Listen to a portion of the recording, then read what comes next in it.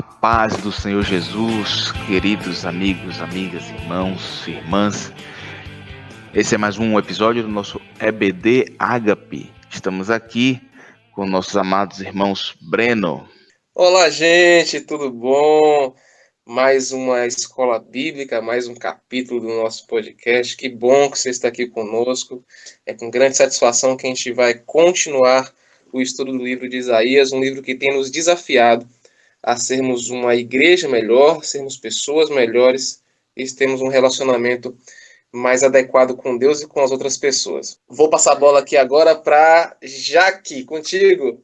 A paz do Senhor, glória a Deus, né? Como o nosso irmão Breno falou, realmente é um livro que tem nos desafiado, o livro de Isaías, e eu estou muito feliz, né, do que o Senhor tem trazido, do que o Senhor tem feito, e hoje nós vamos aprender um pouco mais, né, da palavra de Deus, que é tão maravilhosa e rica, e importante para as nossas vidas. Fala, Dan! Olá, você que está nos escutando. Que bom poder ter a presença, né, a sua presença mais uma vez aqui conosco e que o Espírito Santo venha nos ajudar a ministrar. E aqui também com minha linda esposa Marina. Olá, povo santo. Convido vocês mais um dia para desfrutar da nossa escola bíblica. Sejam bem-vindos. É isso aí. Eu conto com todos esses guerreiros e guerreiras, homens e mulheres usados por Deus, mas lembrando a você que nós somos apenas um instrumento. Você também é um instrumento, então nós seremos usados aqui e eu conto com você se inscrevendo no nosso canal, que é o youtube.com/Ministério Apostólico Ágape. Todos os nossos episódios, as nossas gravações e muitos outros materiais estão lá para você crescer em Deus, e aí você curte cada uma das nossas aulas e você deixa o seu comentário, traga a sua dúvida, traga aquilo que Deus falou ao seu coração, porque também nós precisamos de você nesse processo, tá bom? É uma honra tê-lo aqui conosco e vamos orar para darmos início a mais um estudo da palavra de Deus. Senhor Jesus, nós te damos graças, Senhor, por este dia. Muito obrigado, porque mais uma vez as suas misericórdias se renovaram sobre as nossas vidas. Mais uma vez podemos acordar e contemplar os pássaros, o sol, o vento. Muito obrigado, Senhor, porque o Senhor nos dá mais uma oportunidade. Muito obrigado, Senhor, pela noite de sono. Muito obrigado pelos familiares. Muito obrigado, Senhor, pelas nossas lideranças. Muito obrigado, Senhor, por cada um dos irmãos, cada uma das pessoas que o Senhor tem colocado ao nosso redor. E tem sido, cada um desses tem sido um instrumento do Senhor para que sejamos provados em nossa fé. Muito obrigado, Senhor, pela fé em nosso coração, para crer na palavra de Deus, para ter comunhão e crer que o Espírito de Deus está dentro de nós. Muito obrigado, Senhor. Fala conosco mais uma vez, amigo Espírito Santo.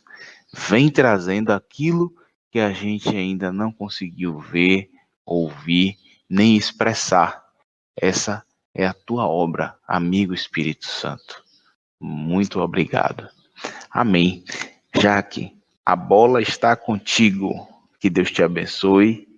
E eu estou aqui sedento, porque eu sei que você será mais uma vez usada por Deus. Amém. Glória a Deus, né? Apesar de nós. Apesar de nós. Então, hoje nós vamos estar estudando a partir do capítulo 50 de Isaías até o capítulo 66. Nós falamos nas aulas anteriores para estarmos lendo todo o livro, porque todo o livro é rico em informações para a nossa vida espiritual. Então, não deixem de ler, de vocês mesmos estudarem a palavra de Deus. Eu quero muito falar, antes de começar no capítulo 50, voltar um pouquinho só para o capítulo 49, porque eu parei nesse capítulo.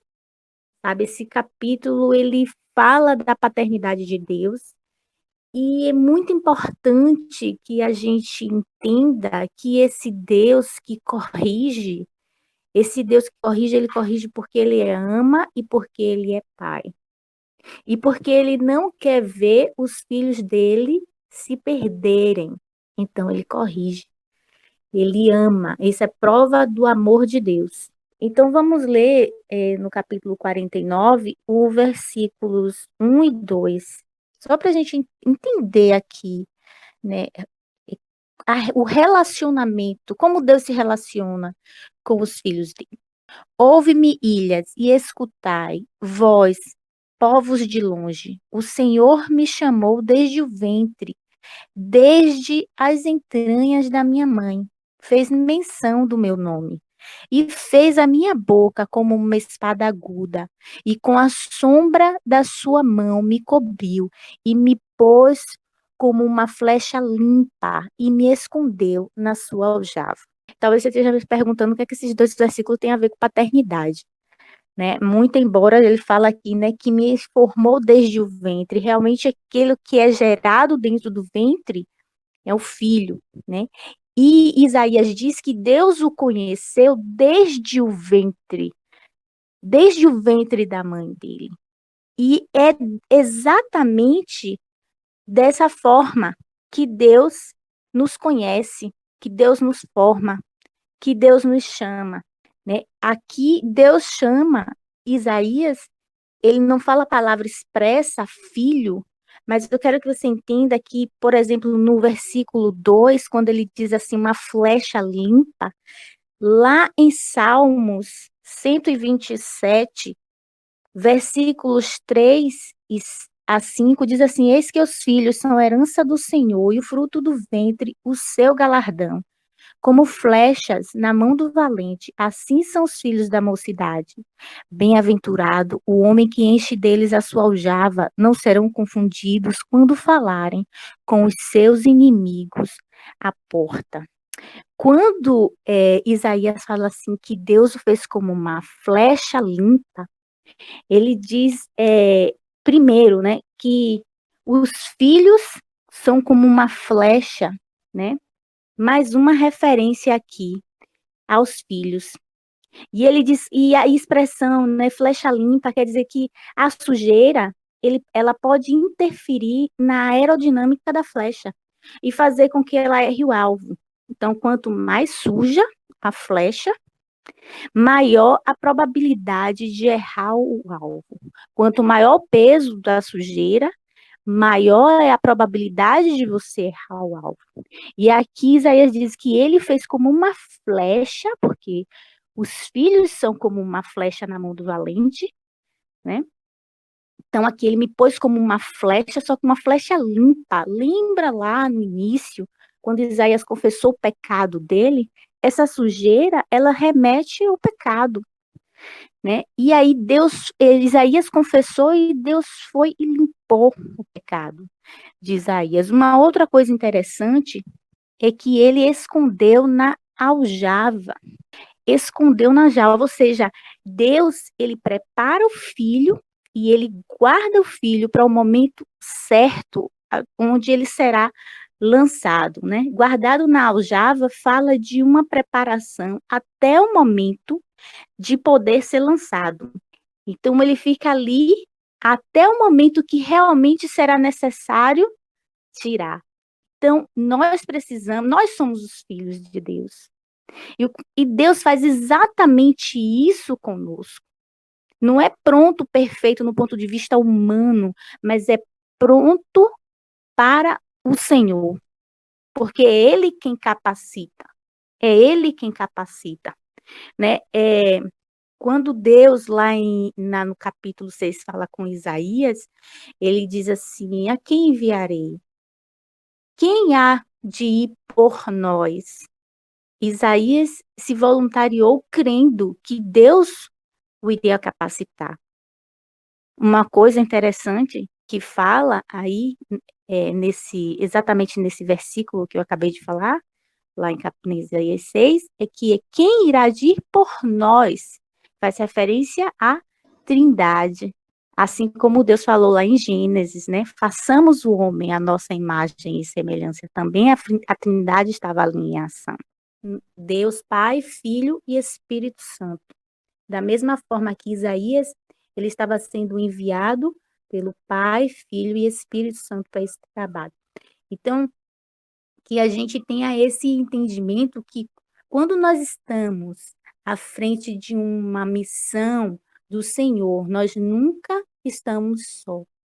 Deus é quem nos envia, nos garante, nos capacita e Ele, a Trindade, vai à frente.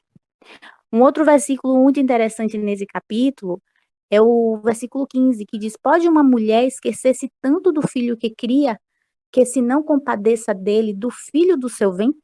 Mas ainda que esta se esquecesse, eu todavia me não esquecerei de ti, diz o Senhor. Então, esse é o nosso Deus. E a paternidade de Deus muito fortemente revelada aqui no capítulo 49 de Isaías. Então, vamos dar continuidade aqui no capítulo 50, versículos 1 e 2. Assim diz o Senhor: onde está a carta de divórcio de sua mãe, pela qual eu a repudiei? Ou quem é o meu credor, a quem eu vos tenha vendido? Eis que por vossas maldades fostes vendidos, e por vossas prevaricações vossa mãe foi repudiada. Por que razão vim eu, e ninguém apareceu? Chamei, e ninguém respondeu. Aqui Deus, ele está confrontando o povo, né? Ele está perguntando ao povo: ei, vocês estão sofrendo, mas não fui eu que abandonei vocês, porque Deus, ele não rompeu o relacionamento com Judá. Foi Judá quem rompeu o relacionamento com Deus. Não é Deus quem rompe o relacionamento com o povo. É o povo quem rompe o relacionamento com Deus. Aí ele pergunta: eu dei alguma carta de divórcio para vocês? E ainda pergunta assim: quem é o meu credor a quem eu vos tenha vendido? Né? Porque era comum pais venderem filhos para pagar dívidas. E Deus pergunta a Judá, ao povo, quem foi o credor que ele vendeu, Judá. E encerra: por vossas prevaricações. Então, Deus, ele deixa isso aqui muito claro. Lá em Lamentações 3:9 mesmo, Deus, a palavra de Deus diz: de que se lamenta o homem, senão os seus próprios pecados? Deus, a gente vê aqui no livro de Isaías que o tempo inteiro Deus, ele alerta ao povo, ele confronta o povo e ele também traz palavras de juízo, palavras de correção, mas o povo não se arrependeu. E apesar das palavras de advertência de Deus e também dessas palavras de juízo profetizadas através do profeta Isaías, Deus, ele sempre teve planos de restauração. A gente viu na aula passada que Ciro foi um grande plano de Deus para a restauração dos muros de Jerusalém. E agora nós vamos começar a estudar sobre Jesus, sobre o Messias, sobre o Espírito Santo. Que aqui, né, a partir daqui, a gente vai começar a ver isso com maior clareza no livro de Isaías, apesar de que Isaías já vem falando, né, a respeito de Jesus em vários capítulos anteriores. Amém. Como você disse, Jaque, olhando aqui no capítulo 50, no versículo 10, ele fala: quem há entre vós que teme o Senhor e que ouça a voz do seu servo? Aquele que andou em trevas sem nenhuma luz. Confie em o nome do Senhor e se firme sobre o seu Deus. E lá em João 14, ele já leva, né, mostrando que a palavra fala, para a gente crer no nome de Jesus, que é o nome que está acima de todo nome. Em João 14:14, ele fala: se me pedirdes alguma coisa em meu nome, eu farei. Então, já que ele já está mostrando o quanto o nome de Jesus é poderoso para realizar todas aquelas obras que nós precisamos. Uma coisa interessante, ainda no capítulo 49, que já que falou, né? Isaías, ele é um profeta que não foi ouvido pela sua nação, né? como o pastor Guilherme disse em outros podcasts, capítulos anteriores, ele é um evangelista, né, que pode não ter convencido, digamos assim, nenhuma pessoa.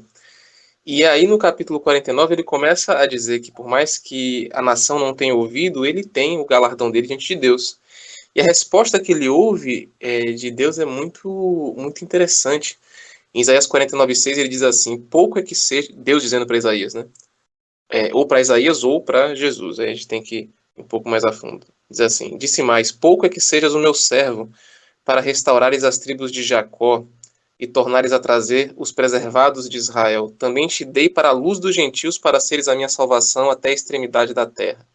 Então, para que todos nós entendamos que essas palavras não dizem respeito apenas a aquele povo naquele momento. Essas palavras elas vão atravessar o tempo e vão chegar até um futuro onde Jesus Cristo aparece e é o nosso futuro que é hoje, né? Então as palavras de Isaías elas servem e nos aponta para alguém que vai ser um servo e que vai restaurar não somente o povo de Israel, mas também todas as nações da terra. E a gente pode usar esse exemplo também como uma referência, né? Como um padrão, já que disse que o povo que não queria Deus, né? O povo ele não quis aliança com Deus. Da mesma forma, você que nos ouve hoje, um relacionamento de um casamento com Deus, um relacionamento de aliança com Deus, não é um relacionamento forçado. É um relacionamento que você escolhe. Então você escolhe se manter nessa aliança ou não. Deus ele oferece a aliança, ele oferece os termos da aliança, ele diz o quanto ele quer fazer por você, o quanto de vida ele quer dar para você, e esse amor ele só existe com a liberdade, com o livre-arbítrio. Então fica aí sempre a oferta, não minha, mas a oferta de Deus, para que nós venhamos a ter tudo que ele fez para nós, tudo que ele planejou para que tenhamos uma ótima vida aqui na Terra e depois que essa Terra passar. Então, aqui no capítulo 50, a gente tem no verso 4, né, o Senhor dizendo, Isaías dizendo, o Senhor Jeová me deu uma língua erudita, para que eu saiba dizer a seu tempo uma boa palavra ao que está cansado. Ele desperta-me todas as manhãs, desperta-me o ouvido, para que eu ouça como aqueles que aprendem. E interessante, trazendo isso para os nossos dias, é que o fato de estarmos levando a palavra do Senhor, de estarmos levando uma profecia, seja com qual sentido for da profecia, né? A profecia tem o sentido de advertir, de trazer, advertir por um erro, né? Trazer um conforto, um consolo, ou revelar algo futuro. Então, qualquer que seja essa mensagem profética, ela existe em cima de um tempo e um modo. E o fato de sermos o canal para trazer esta palavra, não basta que digamos, né? Eis que te digo, e soltar a coisa de qualquer jeito. Existe um burilar do vaso para que a palavra, o presente, seja entregue numa embalagem atrativa. Melhora muito quando você faz uma comida e você coloca no prato ela de uma forma que decore o prato.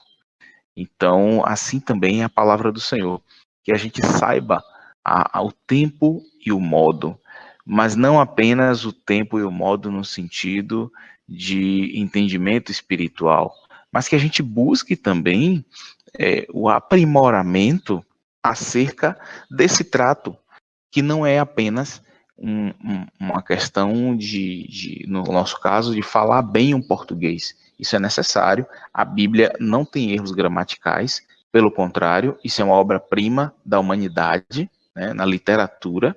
Então, a gente tem o melhor manual para falar da melhor forma e que a gente aprenda realmente a falar como a Bíblia fala. E aí eu remeto lá em Eclesiastes, Salomão fala sobre ele não se colocar maior do que os seus mestres, maior do que os seus tutores, por ele ser erudito. Mas em 2 Reis, há uma menção de que Salomão escreveu milhares de provérbios e livros. Então, o saber a língua é importante, o saber sobre relacionamento humano, o saber em geral, qualquer coisa que Deus tenha colocado dom em você, é importante para que você coloque isso a serviço de Deus. E isso não pode trazer vaidade ao seu coração, ao ponto de você, como Salomão advertiu, não se achar superior aos seus mestres.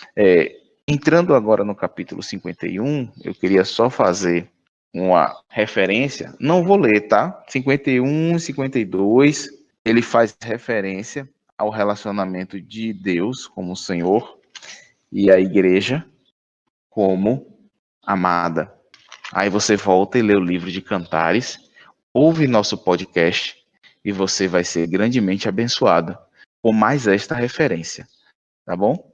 E no verso 9 do capítulo 51, eu queria só finalizar essa participação dizendo o seguinte: no verso 9, o Senhor fala através de Isaías, né? Desperta, desperta, veste-te de força, ó braço do Senhor.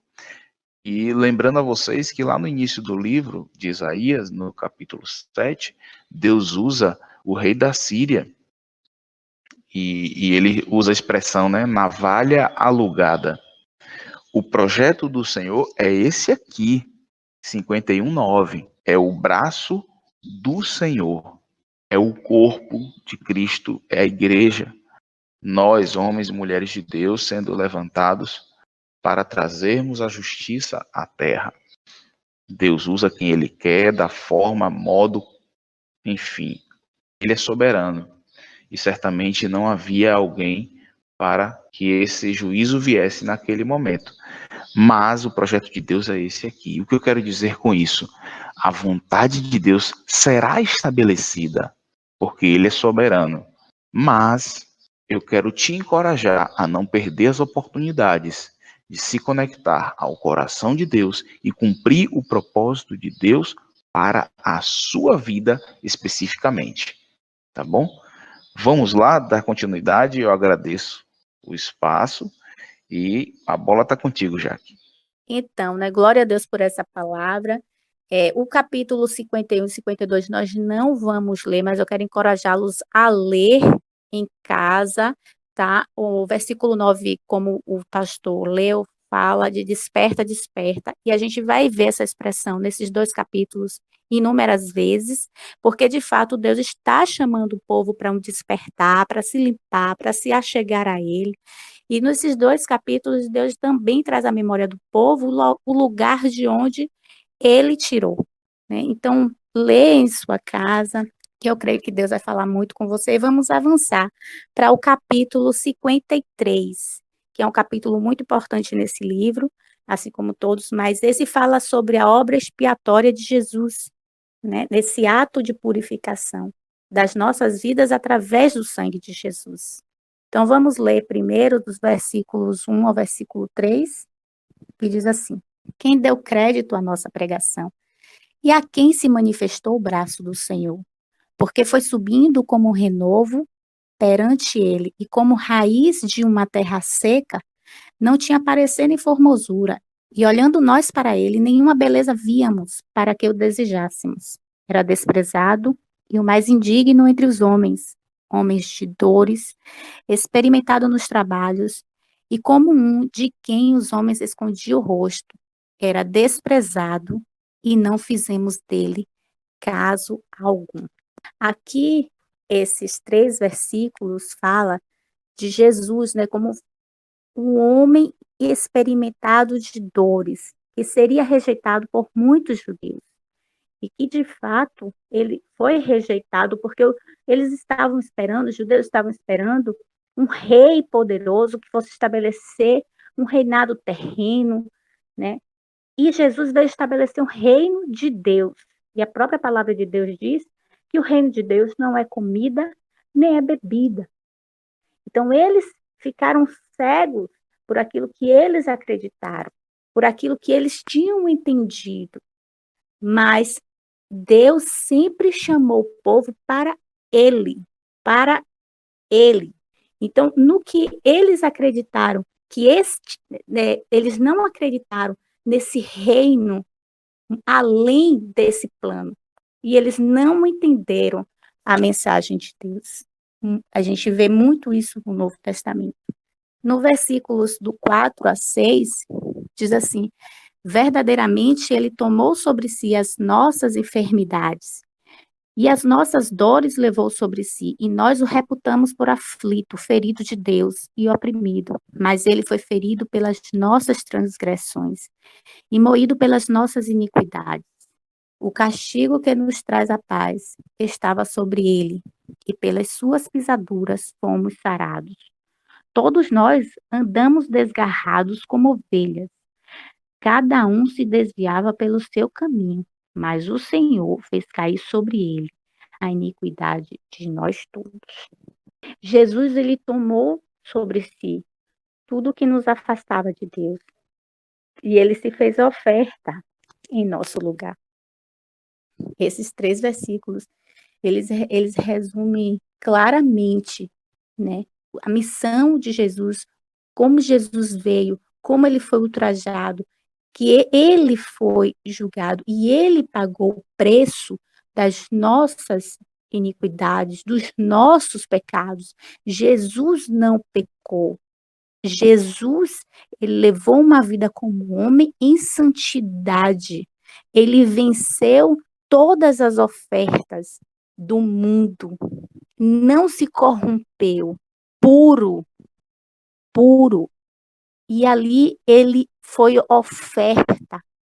Se fez oferta. Aqui Isaías já está profetizando isso a respeito de Jesus. Vamos à continuidade, né? Ele foi oprimido, mas não abriu a boca. Falar de submissão. Estar realmente debaixo dessa missão que Deus o enviou, né? E sendo fiel até o fim. Como um cordeiro foi levado ao matadouro, e como a ovelha muda perante os seus tosquiadores, ele não abriu a boca. Da opressão e do juízo foi tirado. E quem contará o tempo da sua vida? Porquanto foi cortado da terra dos viventes, e pela transgressão do meu povo foi ele atingido. E puseram a sua sepultura com os ímpios, com o rico na sua morte, porquanto nunca fez injustiça, nem houve engano na sua boca. Todavia ao Senhor agradou moê-lo, fazendo-o enfermar, quando a sua alma se puser por expiação do pecado. Verá a sua posteridade, prolongará os dias, e o bom prazer do Senhor prosperará na sua mão. Aqui é interessante, como diz assim, o Senhor agradou moê-lo, fazendo-o enfermar. Ao Senhor agradou moer o Filho por nós. Ao Senhor agradou moer a Jesus para que nós pudéssemos ser reconectados, religados a Deus. Foi diferente do que aconteceu com Abraão, quando estava perto de sacrificar a Isaac no Monte Moriá, né? Deus providenciou um carneiro ali para ser sacrificado no lugar de Isaac, e o carneiro representava Jesus sendo sacrificado em nosso lugar. Ali Abraão entendeu, né? E aqui ele fala exatamente disso, né? Do sacrifício de Jesus por nós. No versículo 11, o trabalho da sua alma ele verá e ficará satisfeito com o seu conhecimento. O meu servo, o justo, justificará muitos, porque as iniquidades dele levará sobre si. Por ter vencido e feito a vontade de Deus, Jesus receberia com recompensa ao ver todos aqueles que foram resgatados e tiveram a comunhão com Deus restaurada pela expiação de Cristo na cruz. Jesus alcançou muito mais na morte do que nos 3 anos e meio de ministério dele. E hoje, nós somos o resultado disso, né? Jesus, ele pode olhar hoje e ver, e sentir a recompensa de tudo aquilo que ele passou. Porque Jesus, ele sofreu aqui em nosso lugar, né? E ele sofreu muito, sabendo que, como no versículo 8 diz, pelas transgressões do meu povo foi ele atingido. que ele não fez por merecer, mas ele foi fiel ao propósito maior, um propósito de restauração, um propósito eterno, né? Onde Deus ali ele estava religando, ele estava se reconectando com o povo, porque nós estávamos mortos. Nós estávamos mortos, mas através do sangue de Jesus nós recebemos a vida, o que nos reconectou com Deus. Amém? Amém, Jack. E uma coisa que eu achei também muito interessante, né, lendo esse capítulo, a referência que ele faz em Lucas 22:37, em que o Senhor fala: porquanto vos digo que importa que em mim se cumpra aquilo que está escrito, e com os malfeitores foi contado, porque o que está escrito de mim será cumprimento. E aí ele vem em Mateus 8:17, para que se cumprisse o que fora dito pelo profeta Isaías. Se ele já está fazendo conexão, né, de novo, ao que o Isaías tinha profetizado, que diz: ele tomou sobre si as nossas enfermidades e levou as nossas doenças. Deus já usava Isaías para poder profetizar sobre a vinda do Messias, sobre o que ele sofreria, e o próprio Messias, Jesus, né, ele confirma aquilo que havia sido dito, né, através de Deus por Isaías. Amém, glória a Deus. Exatamente, Daniel.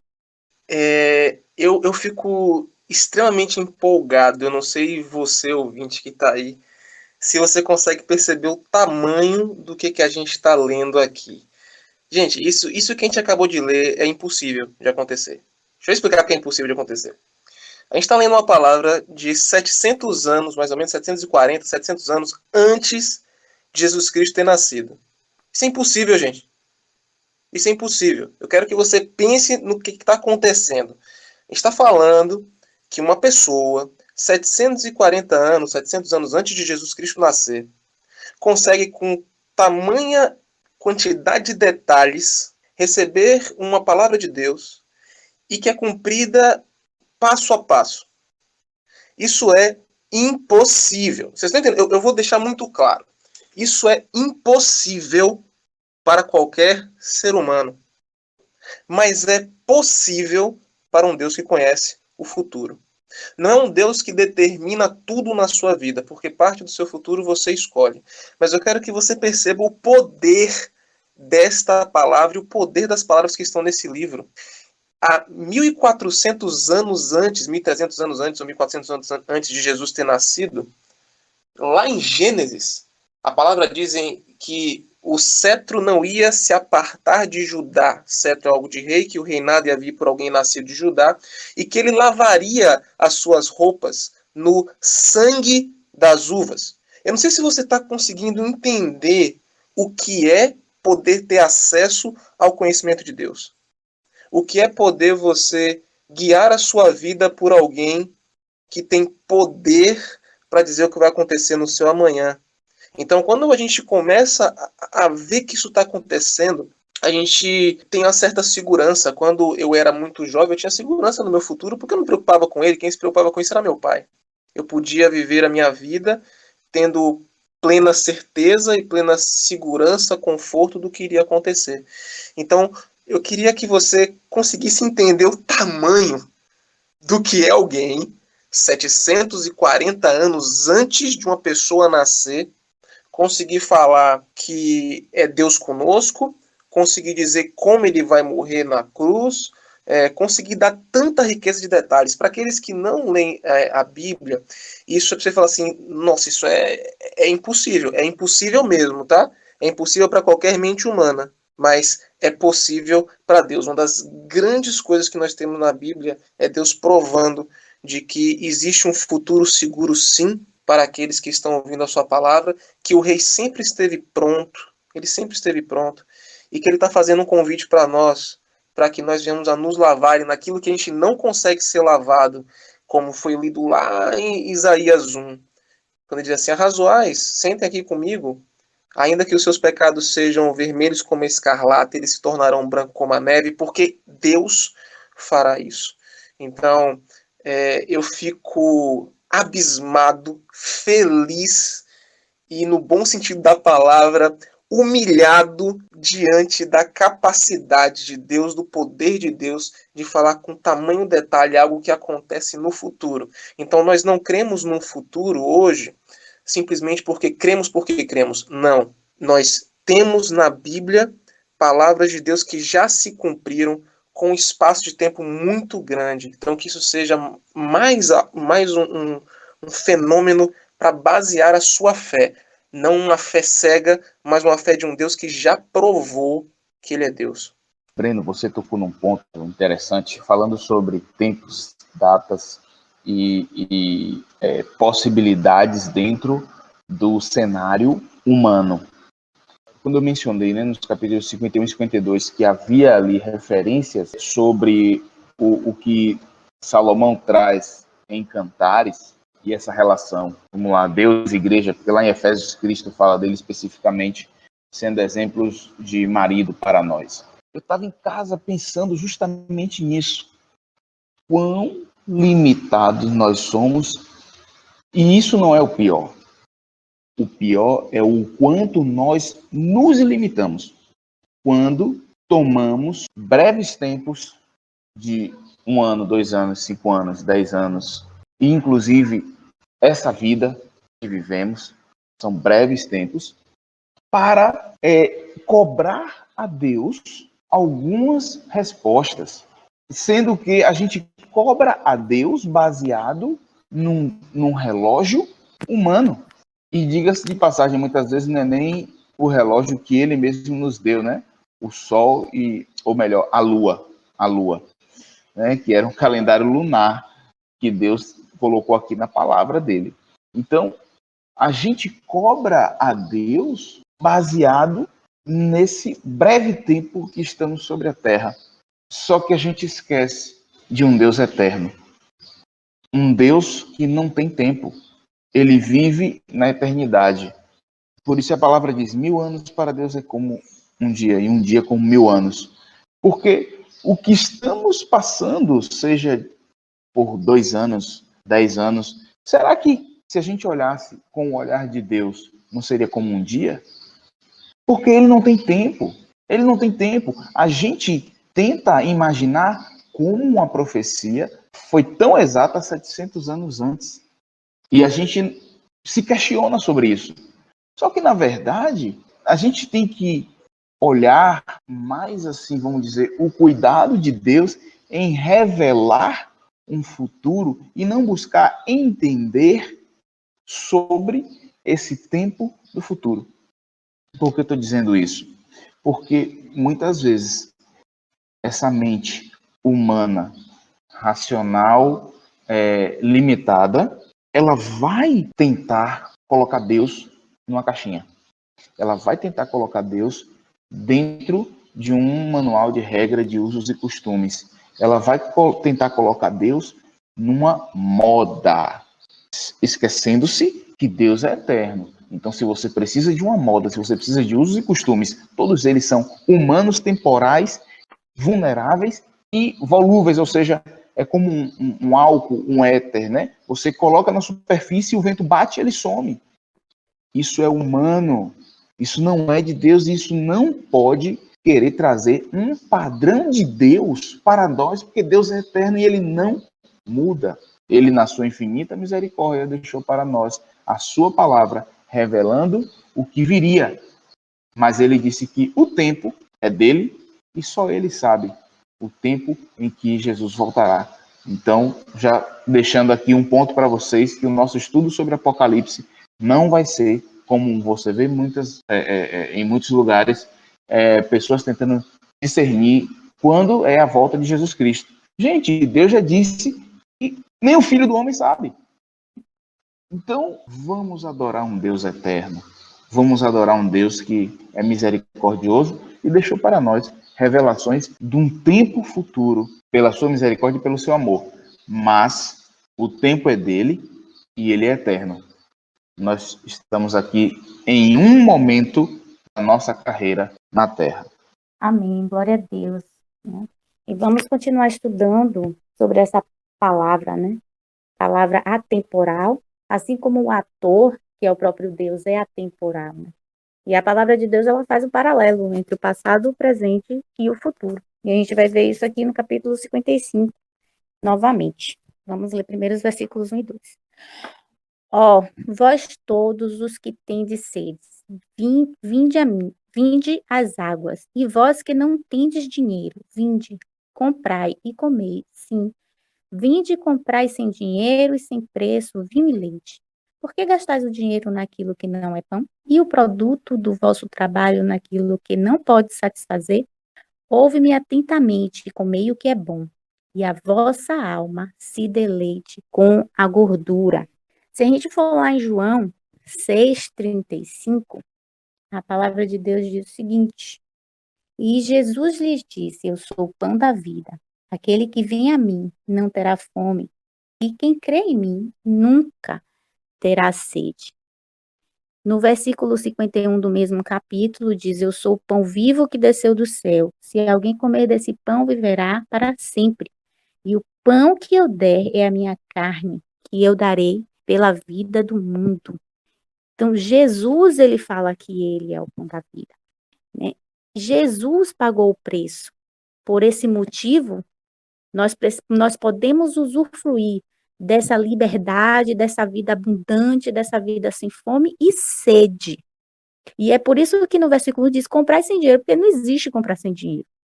Sem preço, porque alguém já pagou.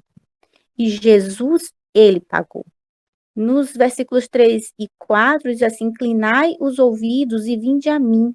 Ouve e a vossa alma viverá, porque convosco farei um concerto perpétuo, e dando-vos as firmes beneficências de Davi. Eis que eu dei como testemunha aos povos, como príncipe e governador dos povos. A gente entende aqui nesse capítulo que realmente Deus está convidando o povo para a salvação. Se a gente for lá em 1 Coríntios 11, 25 e 26, diz assim: Semelhantemente também, depois de cear, tomou o cálice, dizendo: Este cálice é o novo testamento, ou nova aliança no meu sangue. Fazei isto todas as vezes que beberdes em memória de mim.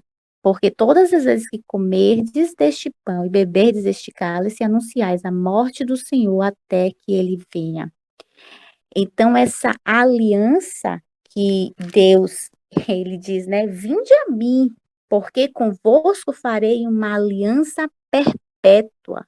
Uma aliança perpétua. Ou seja, essa aliança que tem aqui escrito no Novo Testamento, que tem escrito justamente no versículo 25, essa aliança que nós fazemos e que nós trazemos à memória todas as vezes que nós ceamos em memória de Jesus, e é perpétuo, porque no versículo 26 diz que é até que ele venha. Então, nós estaremos fazendo isso perpetuamente, até que Jesus venha. A gente vai estar trazendo a memória, a gente vai estar lembrando dessa aliança. Vocês lembram que o arco-íris é uma aliança de Deus para com o homem, onde ele diz que é um sinal de que o mundo nunca mais iria ser destruído, né, daquela forma. Então, é uma aliança aqui, né? E eu acho interessante aqui no versículo 4, diz assim: Eis que eu dei como testemunho aos povos como príncipe. Quando ele fala assim, ó, dando-vos as firmes beneficências de Davi, eis que eu dei como testemunho aos povos como príncipe. Príncipe fala de herdeiro. E nós somos co-herdeiros com Cristo. Nós somos herdeiros de Deus, está lá escrito em Romanos 8,17. E governador dos povos. Então, Jesus, ele conquistou essa autoridade, porque governador fala de governo, fala de autoridade. E essa autoridade, ela se confirma lá em Lucas, no capítulo 9, versículos 1 e 2, depois você lê, certo? E Jesus, ele nos deu essa autoridade. Então, essa palavra, né, de que Jesus, ele veio, ele pagou esse preço que a gente não precisa pagar, ele é o pão, né, ele é a fonte de água que não se acaba, e através do sangue dele nós temos uma aliança perpétua com o Senhor. Amém? Eu não sei se você que está ouvindo já fez essa aliança com Jesus, né, reconhecendo a paternidade de Deus sobre a sua vida, reconhecendo que Jesus, ele é o nosso Salvador, aquele que pagou o preço dos nossos pecados sem que nós merecêssemos, para que nós pudéssemos ser reconectados com Deus. Mas isso revela o tamanho do amor de Deus. E se você ainda não fez aliança, peço para você refletir nesse amor tão profundo de Deus pela sua vida. Avançando um pouquinho mais, porque não tem como a gente falar de todos os capítulos, eu vou falar a respeito do Espírito Santo, né? Porque Jesus, ele se moveu aqui abundantemente, né? Ele se moveu cheio de vida aqui, movido mesmo, inspirado pelo Espírito Santo. E assim como esses profetas, né, o Espírito de Deus vinha sobre eles. Na nossa vida, o Espírito Santo, ele é o selo dessa aliança com Deus. Nós recebemos a partir do momento que nós fazemos essa aliança com Deus, porque ele é quem vai nos capacitar, nos orientar. Ele é o Deus que vai falar projetos de Deus para as nossas vidas individualmente. E em Isaías 61 já fala a respeito do Espírito do Senhor.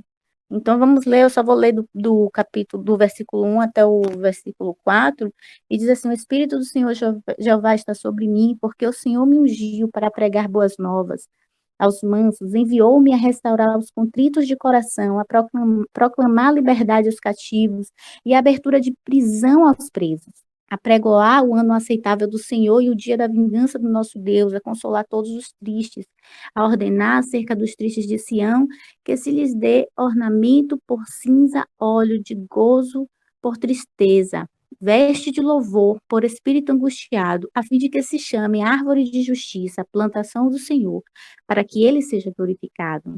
E edificarão os lugares antigamente assolados, e restaurarão os de antes destruídos, e renovarão as cidades assoladas, destruídas de geração em geração. O Espírito do Senhor, né, ele nos capacita a fazer as obras do Senhor. Então, o que eu quero deixar aqui, através dessa palavra de Isaías 61, para todos que estão ouvindo, é que a capacitação, ela vem do Senhor. Então, não permita que o medo, não permita que a timidez, não permita que essas coisas impeçam você de exercer o seu chamado, de exercer aquilo que você entende que Deus te chamou. Nós temos uma vida completa no Senhor aqui na Terra. Nós exercemos o nosso ministério, né? Nós atraímos a presença de Deus onde nós estivermos. Então, eu não estou aqui falando de cargos, e eu tenho certeza que em nenhum momento na escola bíblica nós vamos estar falando de cargos ministeriais. Não, eu estou falando de vida com Deus. Não tenha medo de exercer o seu papel de pai, de mãe, de irmão. Não tenha medo de exercer o seu papel de amigo, porque aqui fala até dos conselhos, né, de trazer uma palavra de conforto angustiado. Então, nós estamos exercendo o ministério do Senhor 24 horas por dia, em todos os lugares. E nós temos o Espírito Santo de Deus, que nos capacita a exercer e a ser testemunho de Cristo aqui na Terra. Nós temos esse Espírito Santo. Então, não podemos negligenciar o poder de Deus que habita em nós. Então, vamos permanecer firmes, constantes no Senhor, porque nele não há variação de humor, não há variação de nada. Ele é um Deus de aliança e ele cumpre tudo que prometeu. A gente já viu aqui no livro de Isaías profecias que se cumpriram e nós esperamos por aquelas que ainda irão se cumprir, mas que irão se cumprir, porque Deus é um Deus de aliança. E ele cumpre as promessas dele. Ele vela pela palavra dele para cumprir. Então, que Deus abençoe a todos, né, e vamos permanecer firmes no propósito do Senhor, conectados com ele, estudando a palavra de Deus, porque ela é rica e ela é um manual de instrução para as nossas vidas, de um comportamento de filhos de Deus aqui na Terra. Amém? Oi, gente, uma coisa que é interessante, né? Eu não sei como foi a sua história de leitura da Bíblia, se você ainda não leu, comece a ler, é muito bom, né? comecei lendo a Bíblia pelo Novo Testamento, depois o Antigo Testamento. E uma das perguntas que pode vir na nossa cabeça é, poxa, como é que o judeu não acredita, ou alguns judeus, não é o judeu não acredita, é até uma mentira que a gente fala que o judeu não acreditou, porque Paulo era judeu, Pedro era judeu, todos esses homens daí, eles eram judeus e inclusive escreveram o Novo Testamento, né? Mas a gente pensa, por que que o povo, a nação judaica não aceitou Jesus Cristo? Por que ela não recebeu Jesus como rei? Mesmo tendo ouvido, quando o Espírito desceu, aquela voz que dizia, este é o meu filho amado em quem eu tenho prazer, né? E a gente pode pensar assim, não, a gente aceitou e eles não. Qual a diferença? A diferença pode ser a mesma. A gente não querer entregar o poderio da nossa vida para Deus. Porque, note, quando a gente lê o livro de Isaías, a gente percebe o livro de Isaías que fala que vai vir um rei, mas é o mesmo livro que diz que o povo precisa se arrepender dos seus pecados. É o mesmo livro que diz que aqueles que forem lavados ficarão com Deus. É o mesmo livro que diz que aqueles que se arrependerem e que quiserem, Deus vai fazer uma obra de transformação. Não é, a gente às vezes tem na cabeça de que o judeu esperava um rei e que esse rei retirasse eles do domínio romano. Mas quando a gente lê o livro de Isaías, a gente percebe que Deus está dizendo que o problema está nos judeus. E que, inclusive, essa opressão de Roma e essa opressão de outros povos eram tratamentos de Deus porque o povo estava fazendo coisa errada, porque o povo judeu estava errando. Então, olha como o entendimento fica mais claro quando a gente lê a Bíblia por inteiro. O povo de Deus tinha perdido a autonomia, quando eu falo povo de Deus, estou tratando agora de Israel, tinha perdido a sua autonomia, a sua soberania de nação, e estava sendo oprimida porque Deus estava permitindo aquilo, porque eles estavam errando, e eles não estavam querendo ter um domínio de Deus sobre a vida dele, o governo de Deus, melhor dizendo, sobre a vida deles, que é um domínio para trazer paz, para cuidar da viúva, para cuidar do pobre, para que tenha equidade entre as pessoas, para que eles tenham vida plena. Então, hoje também é assim. Eu quero que você pense que muitas vezes nós não estamos aceitando o governo de Deus e não estamos aceitando o lavar de Deus sobre a nossa vida. O que impede muitas vezes Deus de tratar com outras pessoas e tratar conosco é nosso coração duro de dizer, não, eu não quero ser lavado. Tá? Para aqueles que não conhecem a palavra de Deus, pode falar, não tem jeito, o ser humano é assim mesmo, nunca vai mudar. Não, querido. Deus trouxe Jesus Cristo para dizer, tem jeito, e aquilo que você não consegue transformar na sua vida, eu quero fazer parte, eu quero estar junto contigo para que você seja transformado. É sobrenatural, não depende somente de você, mas depende também de você. Deus não vai forçar você a lavar o seu coração. Você vai dizer, Deus, eu realmente tenho um problema, eu preciso, não é uma coisa que eu gostaria de ter na minha vida, eu preciso da sua ajuda. Deus está disponível para ser esse rei, esse Deus, para falar amém. Vamos agora caminhar juntos. Eu vou compartilhar o meu jugo com você. Jugo, para quem não conhece, é algo que você anda do lado. Ele anda do seu lado e ele começa a caminhar junto com você.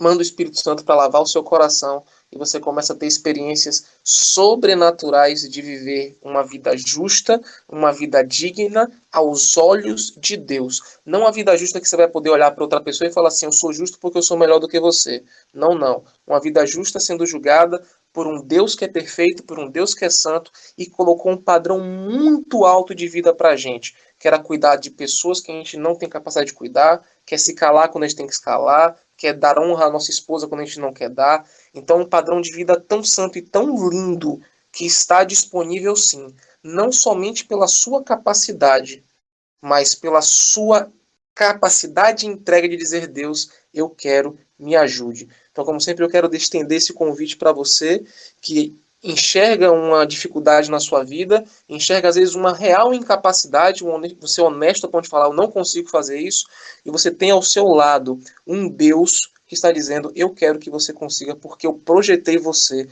para viver esse extraordinário. Então, queridos, esse foi mais um livro que nós concluímos. Concluímos no sentido de que nós nos dedicamos e tentamos aqui trazer para vocês um resumo com boa qualidade e com compromisso com a palavra de Deus.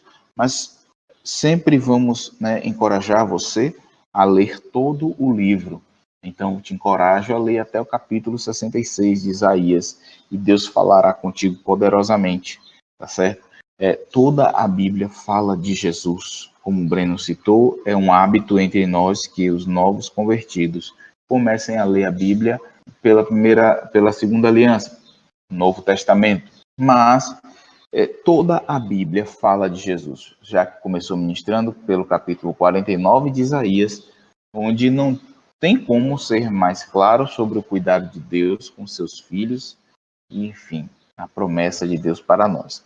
Nós vamos orar, vou orar por você e já te convido a estar também consultando a nossa página, né, youtube.com/Ministério Apostólico Ágape. Na próxima semana começaremos o livro de Jeremias e você terá material novo, tá bom? Fique conosco, estude, porque quando você ouvir a nossa ministração após ter estudado, Deus falará com você ainda mais. Vamos orar. Senhor Jesus, nós te damos graças, Pai, por este momento. Muito obrigado por cada um que você tem levantado, Senhor, para estar aqui conosco. Meu Deus, nós não temos palavras para agradecer a dedicação, o esforço e a disponibilidade de cada um dos nossos irmãos, da nossa liderança, dos irmãos que servem nos cultos que são transmitidos. Muito obrigado, Senhor, porque nenhum deles faz isso por dinheiro, por uma paga.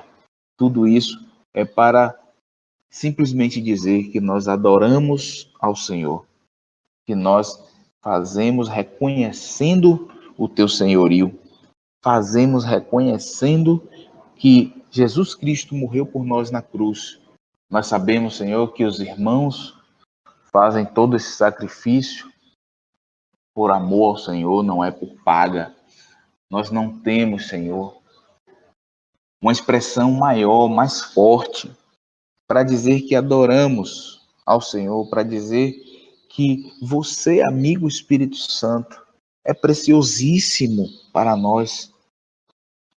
Meu Deus, muito obrigado por tudo o que o Senhor tem feito. Muito obrigado. Que possamos ter a mente na eternidade, que possamos olhar para um Deus e conviver com um Deus da eternidade.